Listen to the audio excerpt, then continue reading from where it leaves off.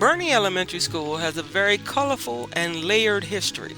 The complicated background of this school may be confusing, but its utility has become very useful to Washingtonians. What makes Birney Elementary School so special? First of all, this building at 2501 Martin Luther King Jr. Avenue in Southeast is not the first one. This building is the third Birney Elementary School. Birney Elementary was one of the schools built for black children in the Berry Farm neighborhood. The Berry Farm neighborhood has been torn down with the plan of renovating the area to include affordable housing and a larger retail center. But let me take you down the street to the original location of the school. But as I walked down the street, I walked over the bridge crossing Suitland Parkway. Suitland Parkway was built without any regard to the black families living on the land and already owning their own properties. And Suitland Parkway cut the Berry Farm neighborhood in half, displacing many people. Just as I walked over the bridge, I could see it. That red brick building on the left was Birney Elementary School, temporarily. The same building as it stands today is the Thurgood Marshall Academy Public Charter High School that opened in 2005. Thurgood Marshall Academy is the first law-themed school in DC and is based on the principles of our first black Supreme Court Justice, Thurgood Marshall. But this building wasn't the first Birney Elementary School. This is the second one. And if you look to the right of this red brick building, the building that's there now, that was the original spot of the James G. Birney Elementary School. In this historical photo, school children stand in front of the original Birney Elementary School with a horse-drawn Kennebec ice truck, showing that the salesman is holding a block of ice with tongs. The Birney School opened in 1889 and was the first public school for black kids in Hillsdale. The small school was rebuilt next door in 1901, and the original building was used as an annex to the second building until it was knocked down in 1914.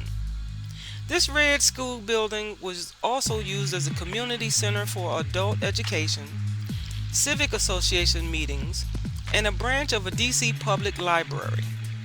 The building was renamed Nichols Avenue Elementary in 1962. It was named after the street it sat on, Nichols Avenue. The City Council in 1971 renamed Nichols Avenue to Martin Luther King Jr. Avenue, as it still is today. Community activists saved the school building from demolition in 1972. But before 1889, black students attended the Hillsdale School, which was built by the residents of the Berry Farm neighborhood in 1871. The Hillsdale School was condemned in 1913. But before that, the students attended privately run schools, including the one-room schoolhouse on Douglas Road called Mount Zion, which was later called the Howard School. The third Birney School building housed many other schools temporarily, and one of those schools was the Savoy Elementary School. Savoy was built in 1968 and renovated in 2008. During the year of renovation, the Savoy students attended their substitute school at the Birney School building, blocks away. The Savoy Elementary School is located directly behind the Thurgood Marshall Public Charter High School. Thurgood Marshall was renovated without a gymnasium so that the future renovations of Savoy Elementary could expand to a larger space. So now they both share a community center with a gymnasium. So who is the Birney Elementary School named after? The school was named in honor of James G. Birney, a white lawyer from Kentucky who later became an abolitionist and published an anti-slavery newspaper called The Philanthropist. Birney came from a successful slave-holding family, and he himself became a slave owner when he received slaves as a wedding gift when he got married in 1816. From the book James Gillespie Birney, Slaveholder to Abolitionist, by Betty Fladlin, the author believes James Birney isn't remembered in history like he should be. The book explains that the lawyer moved his family to a plantation in Alabama, and then he became involved in politics, and then he became a member of the Alabama legislature.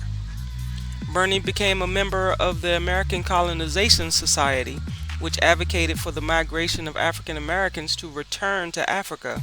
After holding several different jobs in the organization, Birney started calling for the immediate abolition of slavery.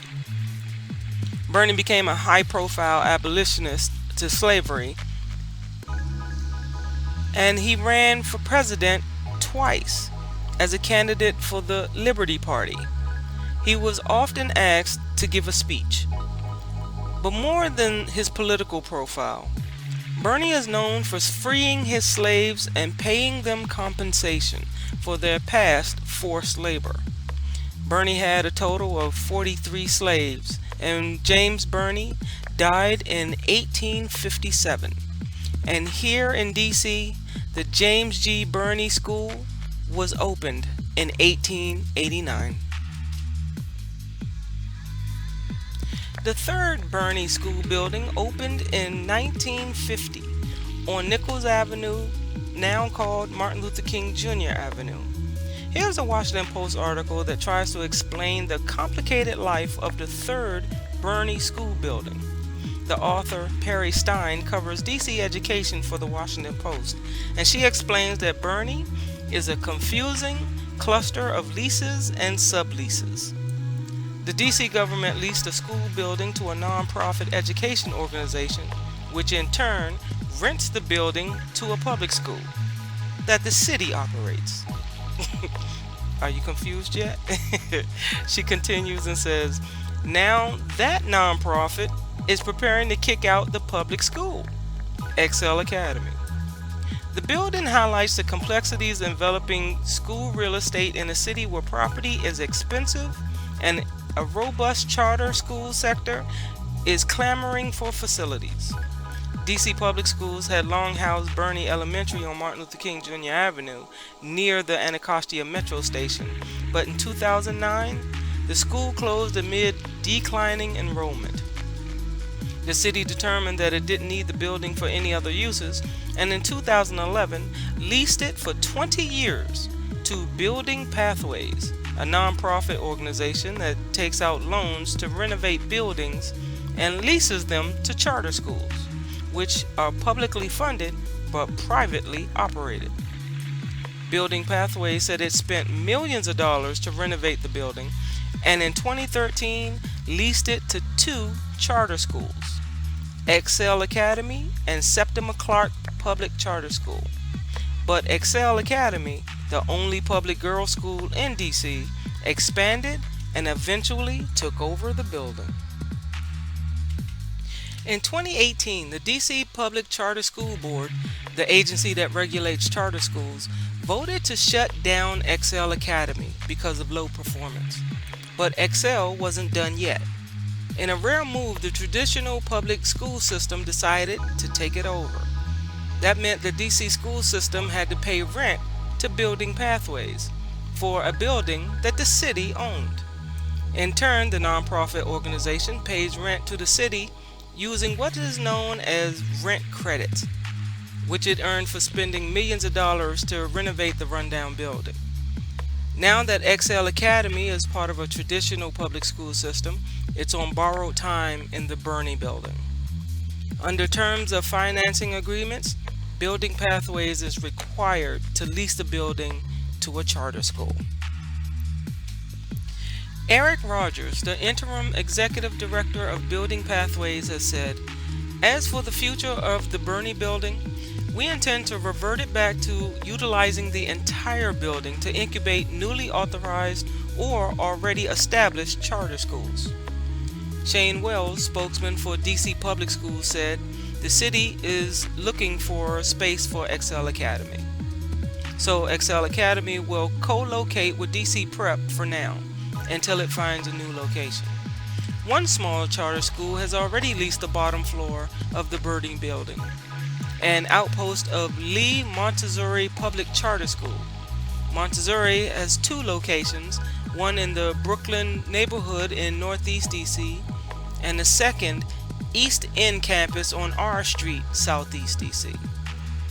Now DC Prep Charter School, a local charter network, will operate its fledgling middle school at Birney School.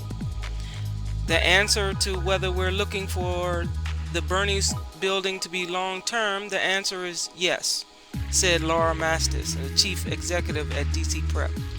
We are in conversations with Building Pathways and would love to sign a long-term lease on this space.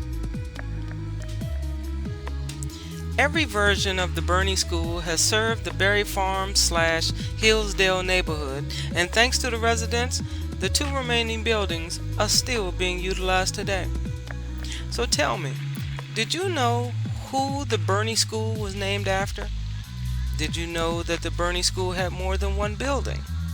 Did you know that how much of an impact that these school buildings have had on the neighborhood?